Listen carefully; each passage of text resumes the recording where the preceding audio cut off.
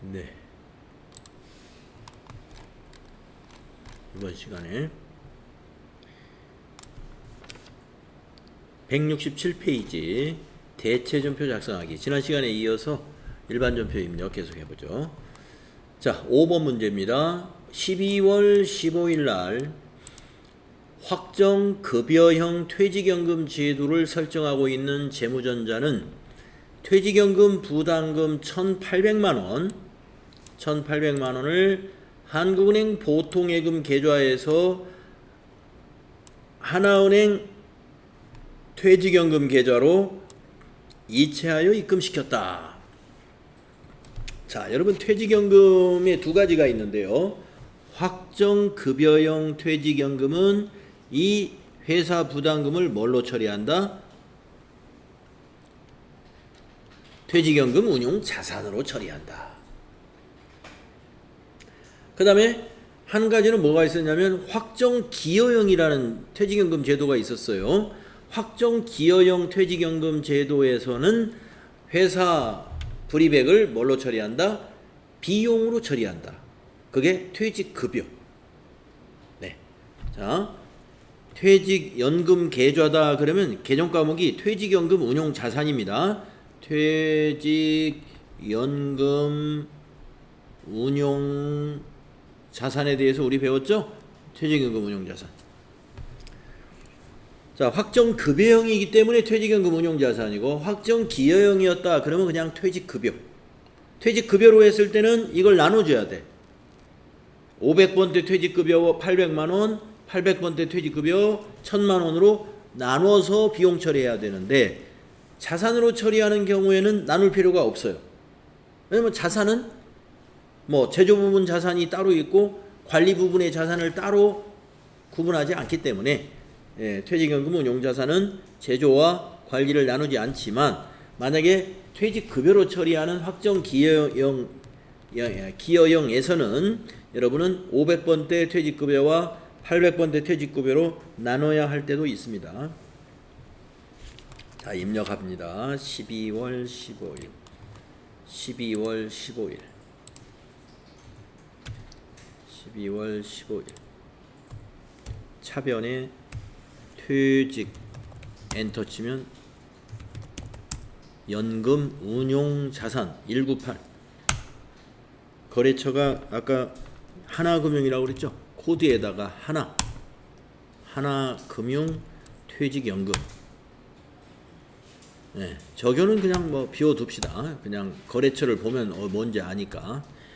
금액은 18 플러스 엔터. 대변은 103번. 은행은 한국은행 보통. 한국은행 보통. 엔터 하시고 1800원. 네, 이렇게 입력하세요.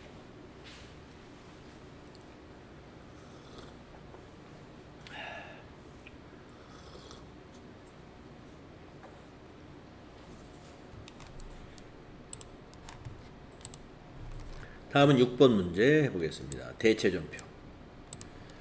보통예금 거래 내역이 있고요. 생산부 직원의 퇴직금 지급 후 발급한 퇴직소득 원천징수 영수증이다. 다음 페이지에 있네요. 자, 퇴직금 지급하고 퇴직소득 원천징수 영수증을 그 직원에게 발급을 했어요. 당사는 퇴직연금 확정급여형에 가입되어 있으니까 우리가 퇴직연금 퇴직급여 충당 부채가 설정되어 있겠죠. 그래서 퇴직금을 퇴직급여 충당 부채에서 상계하는 식으로 회계 처리해야 돼요. 가입되어 있으며 300만원은 하나금융의 퇴직연금 운용자산에서 지급하고 원천징수세액을 차감한 잔액은 한국은행 보통예금 계좌에서 이체하여 지급했다. 아마 퇴직금이 300이 더 넘는 모양이에요. 그래서 연금 계좌에서 300 지불하고 나머지는 회사 보통예금 계좌에서 지급했는데 원천징수하고 지급했다. 이 원천징수는 뭐가 돼야 돼요? 예수금. 자, 다음 페이지에 있는 그 영수증을 봐야 되겠습니다. 자, 퇴직소득 원천징수 영수증이라는 걸 보면은 퇴직금이 얼마인지 알 수 있어요. 420만 원.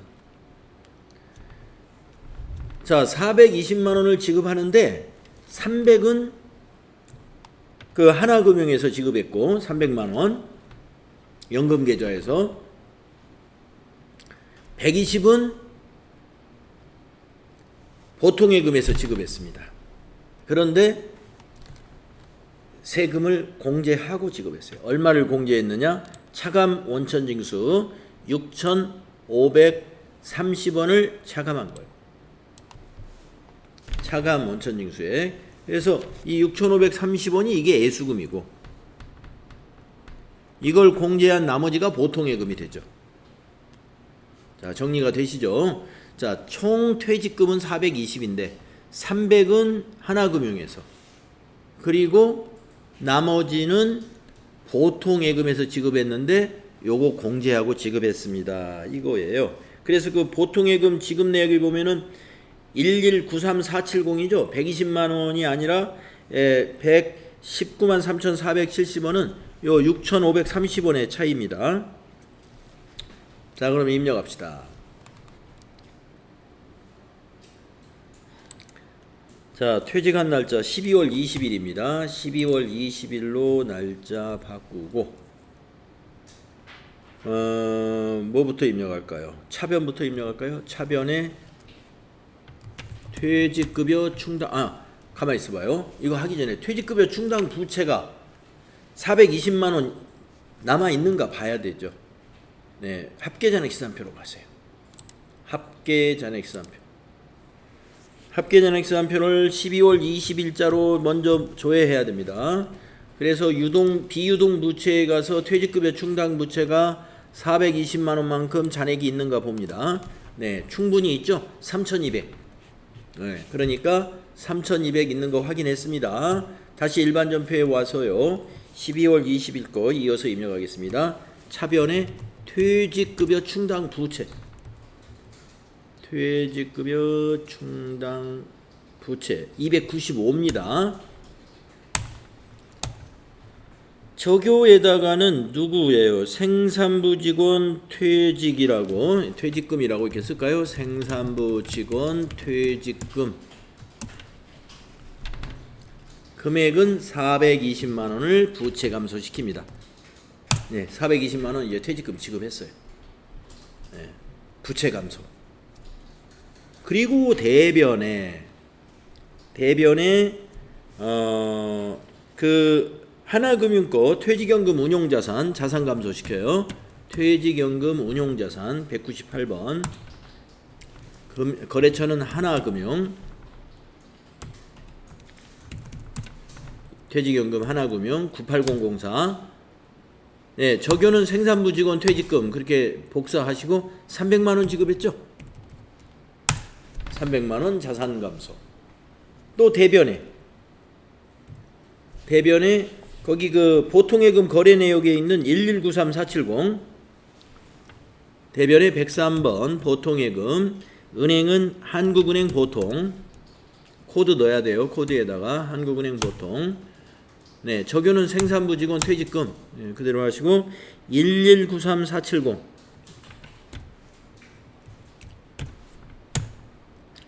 그리고 또 대변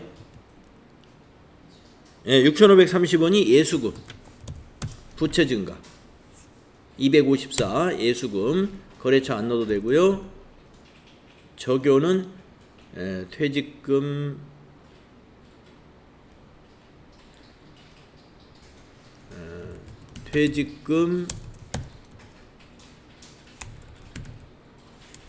퇴직소득 원천징수라고 씁시다. 퇴직소득 원천징수 금액은 밑에 빨간 글씨로 차이 보이는 금액 6,530원. 아까 영수증에서 6,530원이 공제액의 개였어. 6,530원. 이렇게 하신다. 이것도 좀 정확하게 알아두셔야 돼요.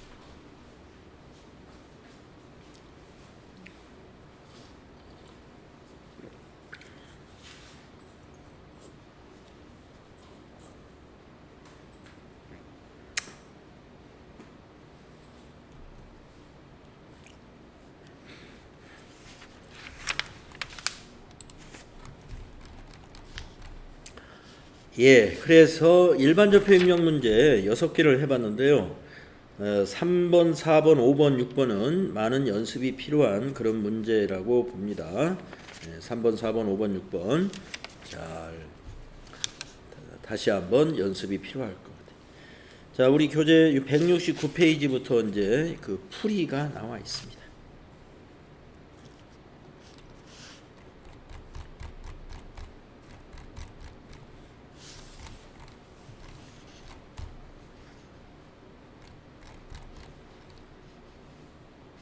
다음은 171페이지로 넘어갈게요. 정규증명서류 2에 우리가 FAT 1급 할 때도 여러분 정규증명서류 예, 암기하자고 제가 그 여러분 시험 문제도 한번 낸 적 있죠?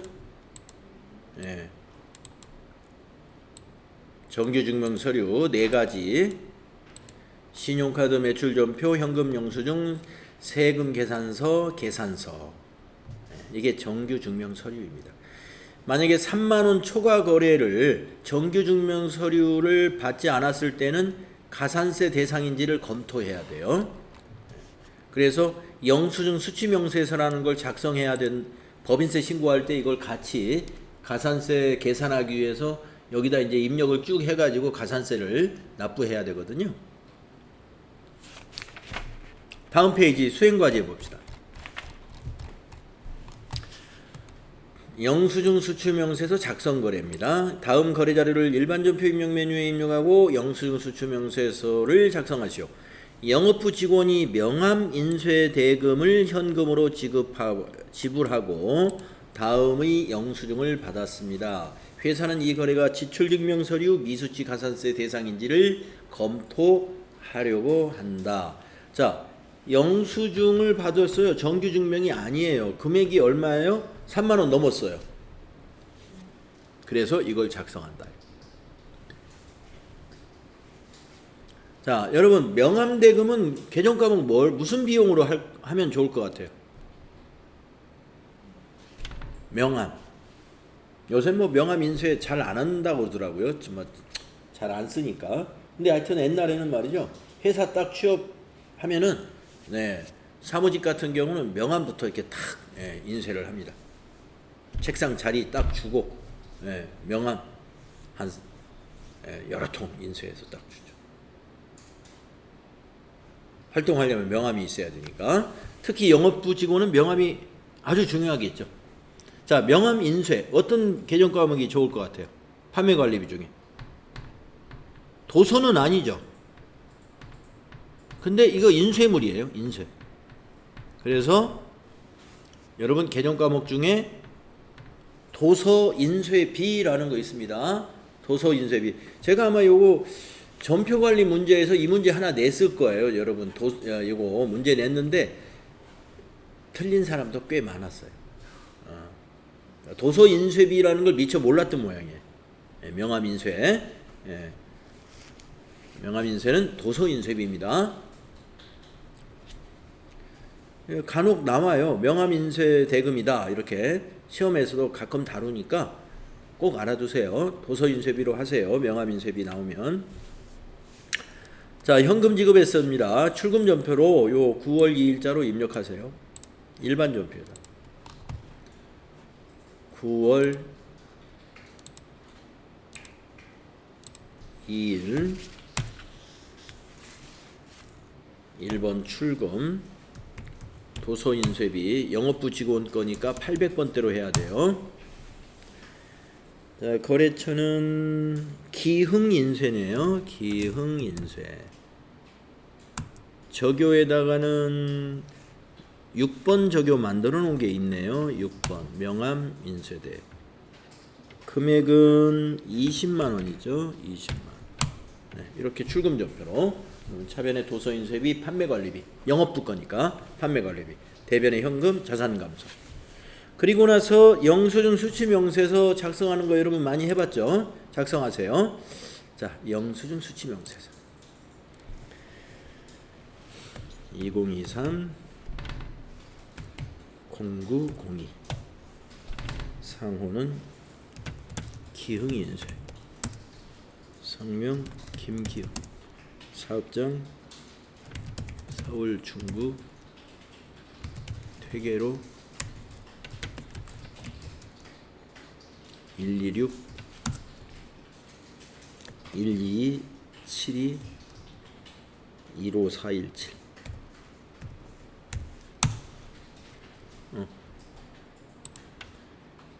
1, 2, 7, 2, 1, 5, 4, 1, 7. 거래 금액 20만 원.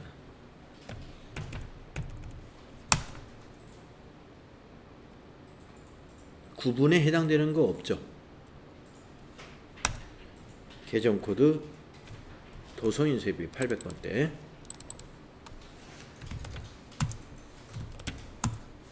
826 저교회는 명함 인쇄. 그리고 영수증 수취명세서 1번 탭에 가가지고 넘어왔는가 보셔야 돼. 이 금액이 안 넘어와 뭐 그냥 여기 오면 명세서 이 불러오기를 한번 눌러주는 거 무조건 눌러주는 걸 권장합니다. 그리고 나서 닫으면서 저장하시겠습니까 해서 예까지 눌러주는 거 이렇게 딱 습관이 들여 있어야 됩니다.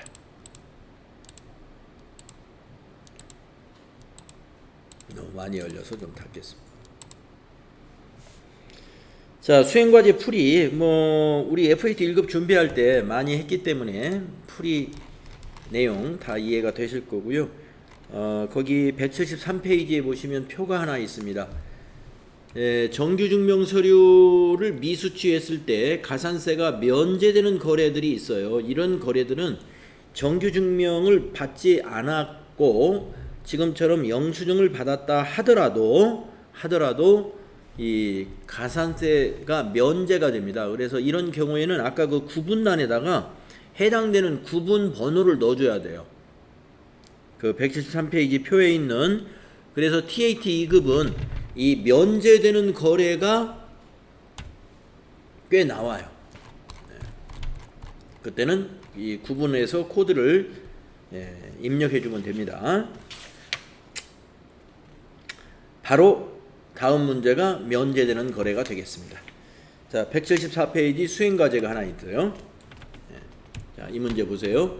자동차 보험 증권입니다.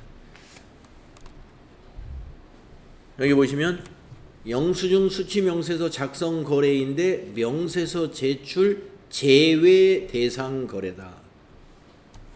9월 4일 거 영업부 승용차 자동차 보험 가입 증권이다.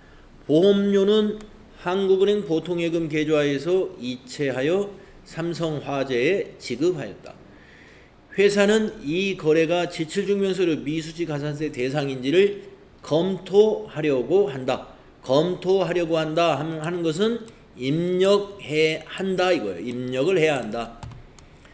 비용으로 처리할 것. 보험료를 비용으로 처리하라니까 그냥 보험료로 처리하면 됩니다. 보험료로. 자, 근데 영업부 승용차죠? 그러니까 800번대 보험료로 처리해라. 생산부 차면은요 500번대 보험료로 처리해야 돼요. 자, 그러면 회계 처리하고 나중에 두 번째로 영수증 수취명세서 작성하고 이렇게 하겠습니다. 대금은 보통예금에서 이체한 거예요. 그러니까 차별의 보험료, 대변이 보통예금. 날짜는 9월 4일. 자, 먼저 전표 입력하세요. 9월 4일.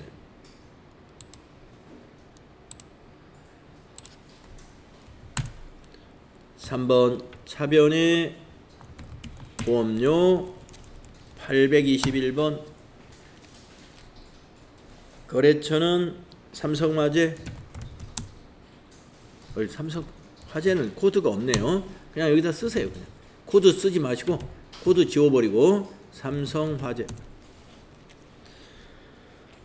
저교회는 이것이 자동차 보험이란 말이죠. 여기다 그냥 영업부 자동차 보험 코드에 쓰지 말고 이 내용에다가 영업부 자동차 보험. 금액은 120만원이죠. 1200 플러스 대변이 103번 보통예금. 은행은 한국은행 보통 코드에다 넣으세요. 한국은행 보통은 적요를 엔터로 복사하고 지나가고 금액은 120만원 이렇게 하십니다. 그런 다음에 수행 2번 영수증 수취명세서 1과 2를 작성하시오. 영수증 수취명세서 열어가지고 기흥인쇄 그 밑에다가 날짜는 2023 0904 주식회사 삼성화재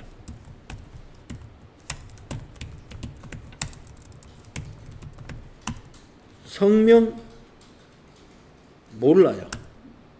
사업장 증권에 안 나타나 있어요. 비워도 등록번호도 없어요. 안 나타나 있어요. 그리고 거래 금액은 120만원.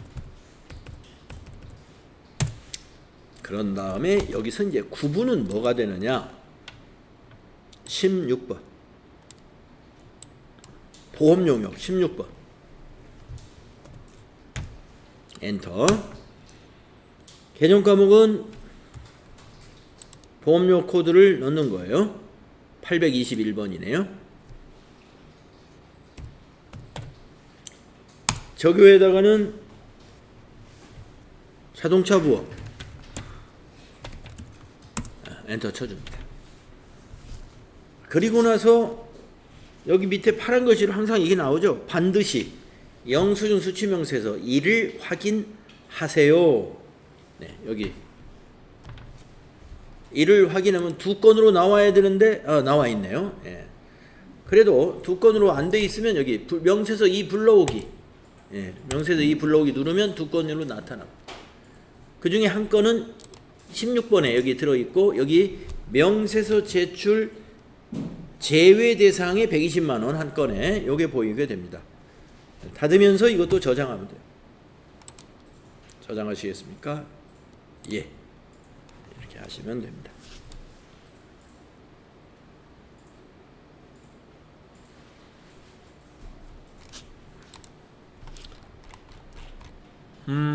풀이가 나와 있네요. 풀이가 나와 있고요. 이번에는 175페이지 경비등 송금명세서 작성하는 연습을 해보겠습니다. 자, 내용을 좀 이건 처음 해보죠. 간이과세자로부터 부동산 임대 용역을 제공받은 거래라든가 부동산 중개 수수료 지급 등의 거래는 송금 사실을 기재한 경비 등의 송금 명세서를 제출하면 지출 증명 서류 미수치 가산세를 부과하지 않는다. 이런 규정이 있어요. 자, 부동산 중개 수수료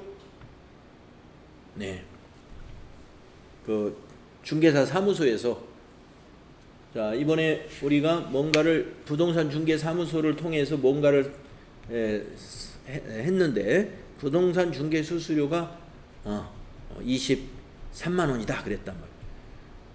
근데 이 부동산 중개 사무실은 간이과세자예요. 간이과세자. 간이과세자. 그러면서 계좌 이체해 주세요. 그래서 그 중개사 사무소 사장님 계좌로 중개 수수료를 계좌 이체했다 이거예요. 이렇게 송금 명세서를 작성할 수 있는 증빙을 제출할 수 있으면 뭐를 면제해 준다? 가산세를 면제해야 된다. 그러니까 우리가 이 영수증이라는 것은 그냥 막 남발을 할 수가 있거든요. 영수증.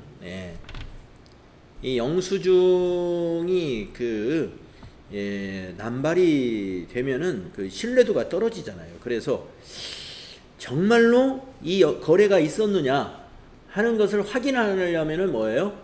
정말로 있었다 확인하려면 그 사장님한테 송금한 내역이 있으면 이거 분명히 중개수수료 지급했구나 이런 걸 알 수 있는 거죠. 마찬가지로 부동산 임대 용역도 마찬가지예요. 자, 부동산 임대 사업자가 소규모 사업자예요. 간이과세자예요. 간이과세자. 네, 간이과세자. 그래가지고 우리가 거기에 이제 조그만한 기숙사 쓰려고 원룸을 직원들 기숙사로 쓰려고 원룸을 하나 임대를 받았는데 그 건물 주인이 법인이 아니에요. 그리고 사업자이긴 한데 간이과세자예요. 그러면 그 사람은 정규증명서류 계산서 발급이라든가 신용카드 매출전표 발급이라든가 현금 영수증 발급을 거의 안 할 수가 있어요. 그러면 그 사람들은 계좌이체 해달라고 그런단 말이에요. 그러면 계좌이체 해주고 어떻게 해요? 송금명세서 요거 제출하면 가산세가 없다.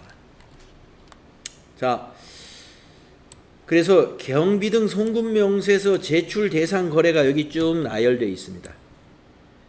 이런 거래에 대해서는 경비등 송금명세서를 제출하면 가산세 적용을 받지 않는다. 시험에서는요, 경비등 송금명세서를 작성하시오라고 하니까 이런 내역의 경우에 작성해야 되는구나 하는 걸 우리가 스스로 하는 건 아니니까 걱정을 안 하셔도 되는데, 여러분이 나중에 이제 실무를 하신다 그러면 3만 원 초과 거래이고 정규 증명서류가 아닌 거래에 대해서는 경비등 송금명세서를 작성할 수 있는 거래라면은 작성을 해 놓으면 되겠죠. 이런 내용일 때. 자, 그러면 수행과제 봅시다. 시험에서는 이런 식으로 나와요. 자, 경비등 송금명세서를 이제 여기 이런 식으로 문제가 나온다 이거죠. 시험에서는 간이과세자인 신속용달에 신속용달이 뭔지 아시죠? 화물차. 화물차 사업자예요. 우리가 용달차 부른다고 그러잖아요. 조그마한 물건 어디로 옮기려면. 근데 용달차 사장님 같은 경우는 되게 간이과세자예요. 간이과세자인 신속용달에 제품 운송을 의뢰하고 영수증을 받았어요. 네, 기사님이 이렇게 영수증 하나 딱 써줬어요. 15만 원입니다 하고. 근데 이것을 우리가 비용 처리하면 어떻게 돼요? 가산세 내야 돼요. 3만 원 초과 거래에 영수증을 받았으니까. 그런데 면제 받을 수가 있어요.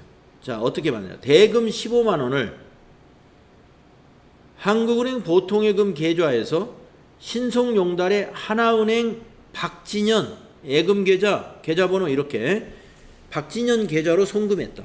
박진현이가 누구냐면은 바로 신속용달의 대표예요. 사장. 그 기사 아저씨다 이거죠. 그래서 신속용달에다가 이 공급자인 박진현 씨의 계좌로 송금했다라는 그 내역을 우리가 작성해 주는 게 경비등 송금명세서 작성입니다. 그리고 이걸 작성을 할 수가 있기 때문에 영수증 수취명세서를 작성할 때는 송금명세서 작성분이라고 해서 명세서 제출 제외로 빼주는 거예요. 그리고 이제 먼저 회계 처리 먼저 한번 해보겠습니다. 자, 요 순서대로 한번 해보죠. 1, 2, 3. 자, 그러면은 이게 지금 무슨 운송비냐면 제품 운송이에요. 제품을 운송하는 거니까 운반비죠. 운반비. 판매관리비 운반비예요. 그리고 보통예금에서 지급했으니까 대변의 자산감소죠. 자, 입력합시다. 9월 30일. 일반전표 9월 30일. 차변 운반비 800번대. 판매관리비 운반비. 거래처는 신속용달. 적요 운반비 제품 운반비라고 여기다가 타자해야 될까요? 네, 제품 운반. 금액 15만 원.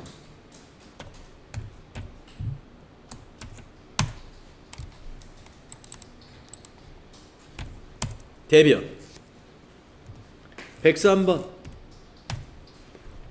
보통예금 한국은행 보통 적용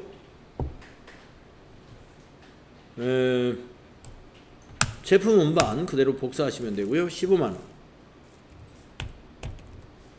네, 이렇게 해서 이제 이건 회계 처리하는 거고, 비용 발생, 자산 감소, 이건 우리 회계장부 하려고 이거 입력하는 거고, 그 다음에 세무 관련해 가지고 영수증 수취명세서 작성하러 가겠습니다. 전체 메뉴에 가가지고 영수증 수취명세서 이제 세 번째 줄에다가 2023 0930 상호는 신속용달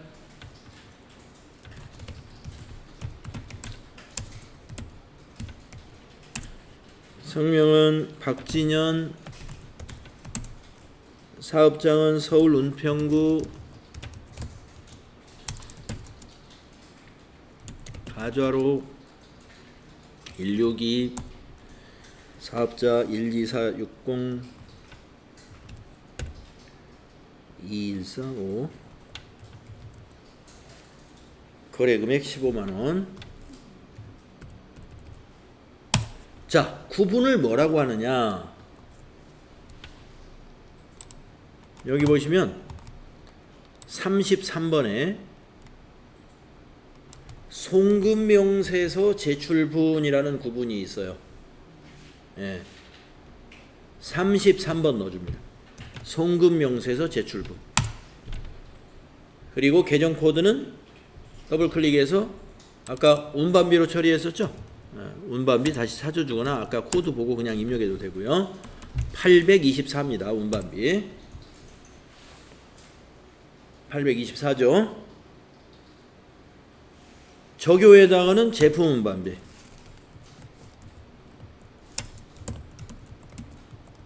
네.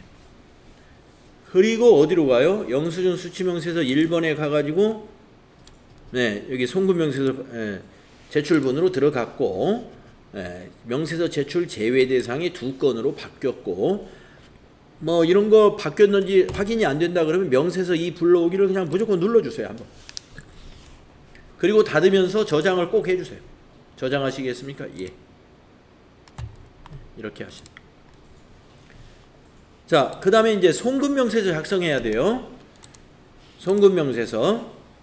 자, 여기 있습니다. 경비등 송금명세서. 이거 여러분 처음 해보죠? 자, 거래날짜 2023 0930 법인명이라는 것은 신속용달이 되겠고, 신속용달, 성명은 박진현, 사업자 또 넣어요. 124 60 2145. 거래 내역은 제품 운반비, 거래 금액은 15만원, 송금일자 2023 0930. CD가 뭐냐? 은행 코드예요. 더블 클릭해 가지고 하나은행에다가 입금했으니까 여기서 하나를 검색합니다.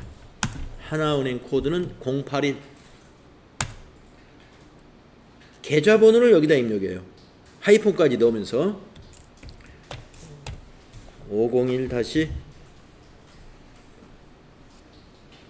5482 6242 이렇게.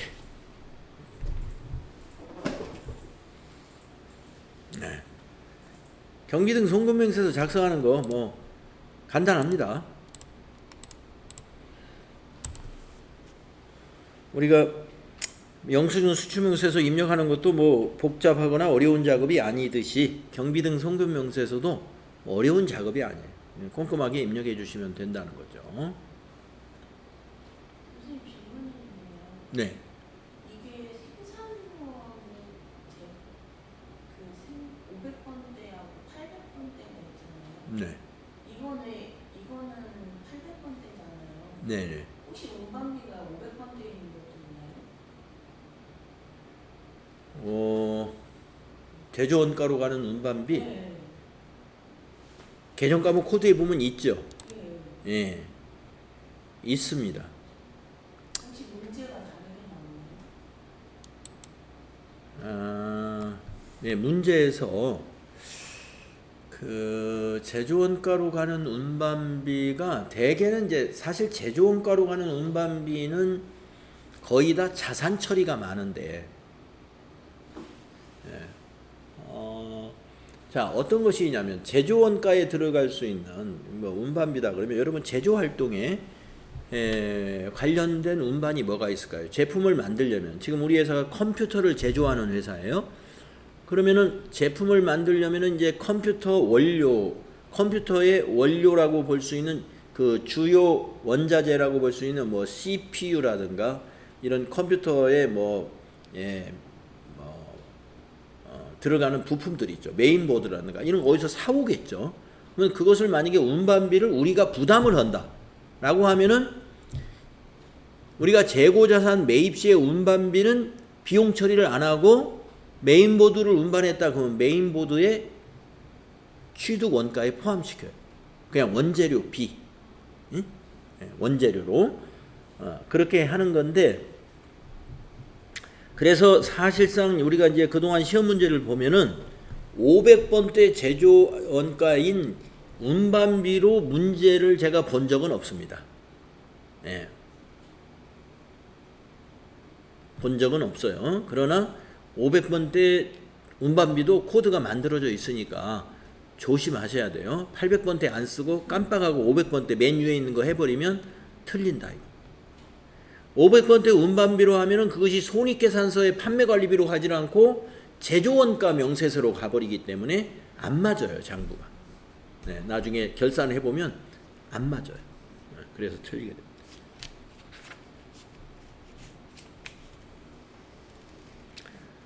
네, 500번대로 시험에서 자주 나올 수 있는 것은 복리후생비 같은 거, 감가상각비 같은 것이 되겠습니다. 네. 복리후생비는 뭐냐? 생산부 직원들의 작업복을 지급했다. 네. 생산부 직원들의 생일 선물을 지급했다. 이런 것들은 500번대 복리후생비. 영업부나 관리부서에 생일 선물을 지급했다. 그러면 800번대 복리후생비고. 또 감가상각비도 공장 건물에 대한 감가상각을 했다. 그때 차변에 오는 감가상각비는 제조원가로 가는 감가상각비. 영업부 건물에 대한 감가상각을 했다. 그러면 영업부 건물에 대한 감가상각비는 800번대 감가상각비. 물론 이것을 이제 우리가 고정자산 등록을 미리 해서 800번대인지 500번대인지 고정자산 등록에 미리 다 등록을 해놓고 하기 때문에 수동으로 분계는 하지 않을 겁니다만은 그렇게 나올 수 있다. 자, 이 문제에서는 우리가 경비등 송금명세서 이번에 처음 작성해 봤습니다. 네. 앞으로 뒤에 문제에서 기출문제나 이런 걸 풀 때 경비등 송금명세서 작성하는 문제가 띄엄띄엄 나옵니다. 이거 나중에 연습할 기회가 또 있을 거예요. 자, 풀이가 쭉 있습니다. 풀이.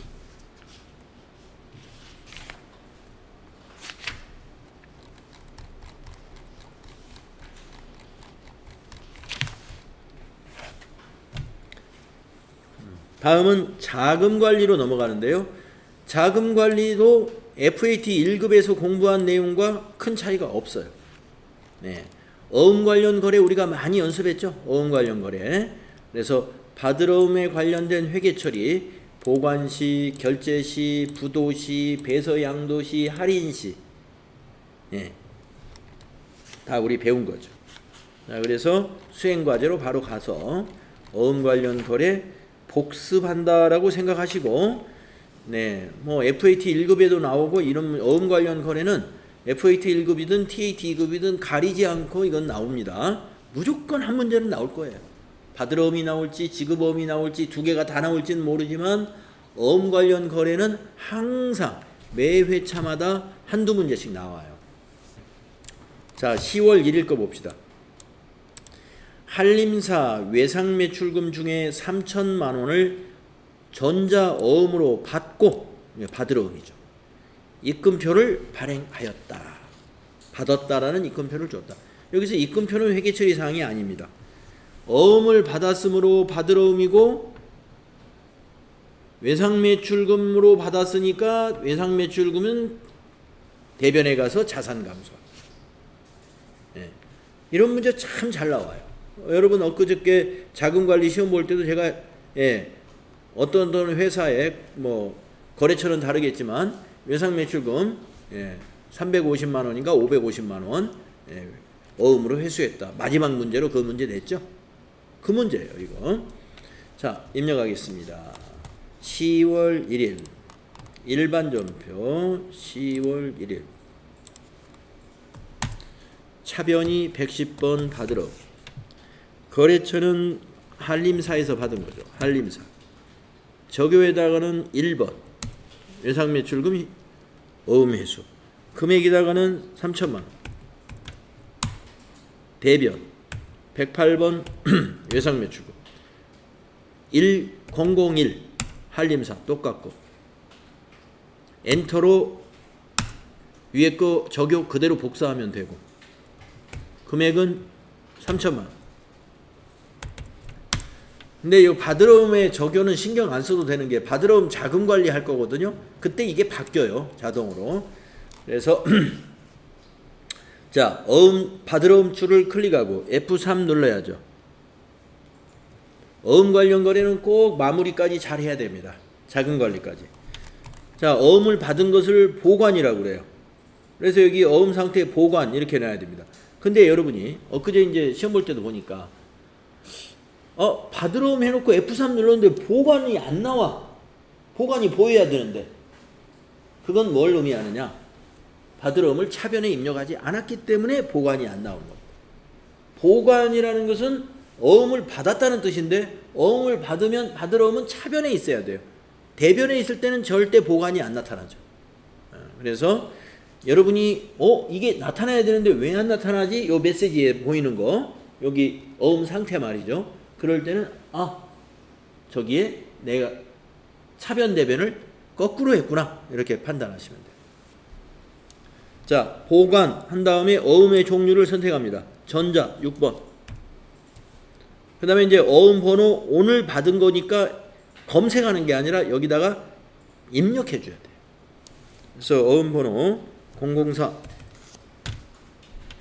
2023 1001 2023 1001 1234 56789 1234 56789 엔터. 차수 엔터. 발행일 엔터. 만기일은 고쳐야 돼. 새로 입력해야 돼요. 2023. 만기일이 지급기일인 거 아시죠? 0112. 지급은행은 더블클릭으로 은행을 찾아주는 거. 지급지가 지급은행이에요. 국민은행 확인. 지점 엔터에서 구로지점 엔터. 그러면 여기 적요는 자동으로 바뀝니다. 네, 어음 관련 거래는 자금 관리까지 잘 해야 한다는 것을 기억하시고 차분하게 하시면 됩니다. 그러니까 서두르다가 놓치는 것보다는 조금 차분히 하면서 시험 문제를 풀으셔야 돼요. 자, 좀 쉬었다 하겠습니다. 10월 5일 거부터 다음 시간에 할게요.